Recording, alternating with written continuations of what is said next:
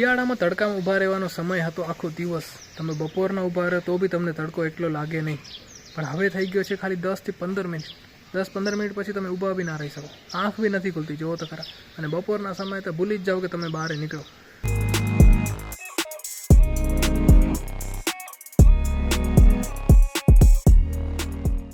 તો congratulations guys, 4 મહિના પછી ફાઇનલી પંખો ફર્યો છે.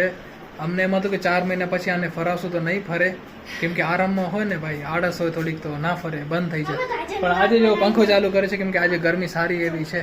હવેથી પંખા ચાલુ થઈ ગયા છે એટલે ઉનાળો આવી ગયો છે. અમે લોકો હવે જમવા બેઠા છીએ. આજે પણ કાકા નથી, કાકા કામથી ગયા છે બહાર, સાફા વડાવા ગયા છે સમાજમાં.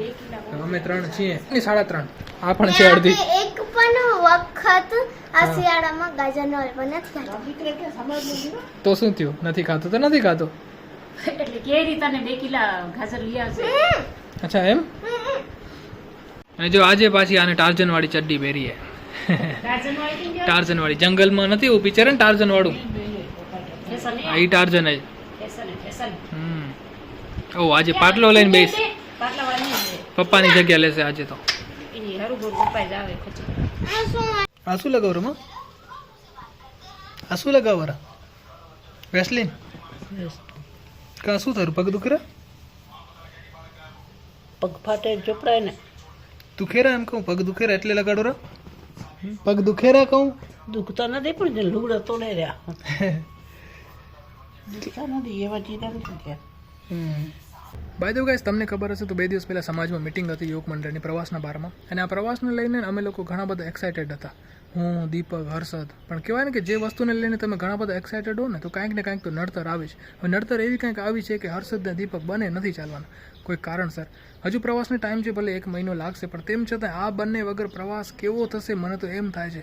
મેં મારું નામ મંડાવી દીધું છે ને હવે ટેન્શન થઈ પડ્યું છે આ 2 વગર પ્રવાસ કેવો થશે.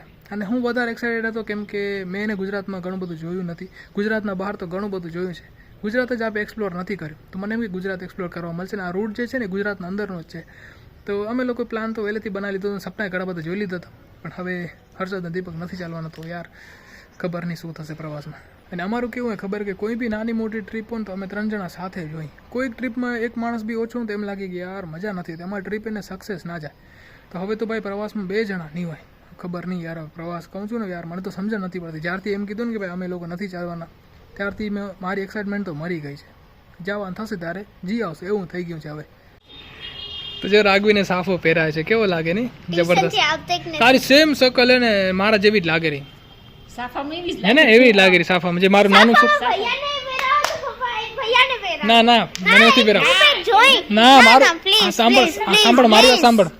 ભૈયાનું બચપનનું ફોટો હોય ને સાફા વાળું સેમ શકલ લાગે. સેમ શકલ લાગે રહી એમ કહું.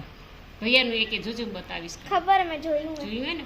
ડાન્સ કર, ડાન્સ કર હવે કર. અરે યાર તો જાન આવે તો ડાન્સ કરે, સાફા વાળા ડાન્સ કરે બધા. આ સાફો છે ને મારે ઉપર લાગે ખબર હે? હા લેગો ને જબો બેવાના હોય ને એના માટે સાફો રૂપાળો લાગે. હા કરો ડાન્સ કરો. ચલો દન્નડ દન્નડ દન્નડ દન્નડ દન્નડ. જોઈ હવે કોણ અખર લાગે તો તું એ પણ પ્લીઝ એકવાર હું પેરીસ હજુ વારે. હમણાં પ્લીઝ એકવાર ના ના પ્લીઝ નો મને નથી પહેરો ભાઈ. ચંપલ ઉતાર. મને નથી પહેરો. હે અરે યાર પકડાતું નથી. એ તું ના પહેરાવજો ને. ના ના ના જરૂર નથી આપણે. તો ચલો ભાઈ આપણે પણ સાફો બાંધી જોઈ કે કેવા લાગે છે સાફામાં. આટલી ટૂંકો.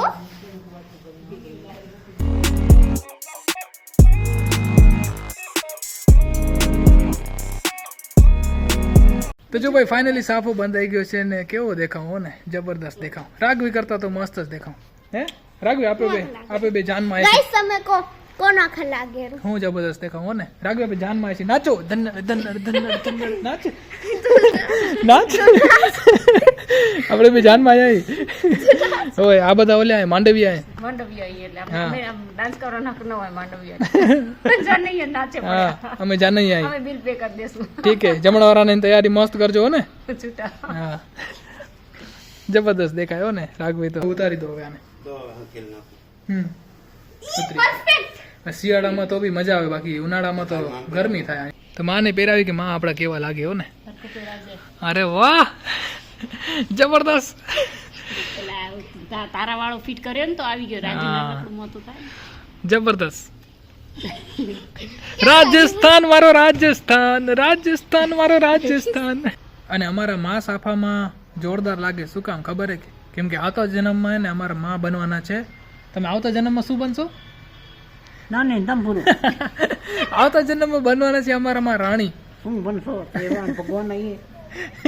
ના તમને કીધું નહીં, તમને કીધું નહીં આવતા જન્મમાં તમે રાણી બનશો. તે તું કોરે હા હું કહું છું ને, આવતા જન્મ અમારા માં એને રાણી બનશે. ઘણા બધા એના નીચે એને નોકર ચાકર હશે. તો એટલા માટે મુગટ ને શોભે ને, એટલા માટે એ શોભે છે અત્યારે સાફો. હા એટલા માટે હમણાં મુગટ પહેરાયું તમને. સાફો સુંદર લાગે છે તો મુગટે સુંદર લાગશે. હા ઘણા બધા નોકર ચાકર હશે તમારા આજુબાજુ, ઘણી બધું આમ જમવાનું હશે. પછી તું ક્યાં ને હું ક્યાં? હું સિપાહી હઈશ. સમજ્યા? હું તમારા રાજમાં સિપાહી હઈશ. ઠીક. હોય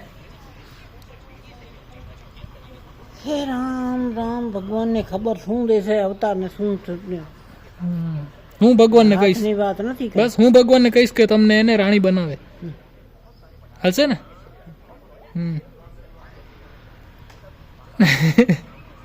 મંદિરમાં જઈને જ બાપાને કી આગે. ભલે કી આવીશ. ઓકે સો ગાઈસ, આજે તો ભાઈ ઘણી બધી મસ્તી થઈ ગઈ અને આ વિડીયોને આપણે અહીં સુધી જ રાખશું. આઈ હોપ કે તમને આ વિડીયો પસંદ આવ્યો છે. જો તમને વિડીયો પસંદ આવ્યો, અહીં સુધી જોયો હોય તો લાઈક કરજો, ન હોય તો ચેનલને સબસ્ક્રાઈબ કરજો. ફરી મળીશું એક નવા વિડીયો સાથે. ત્યાં સુધી તમારે ધ્યાન રાખજો. Tata, bye bye, take care. Mitu આવ્યો, મિતુ. હા હા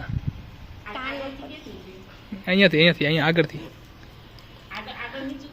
વાહ જબરદસ્ત. હા નાચો, તમે પણ જાનમાં આવ્યા છો.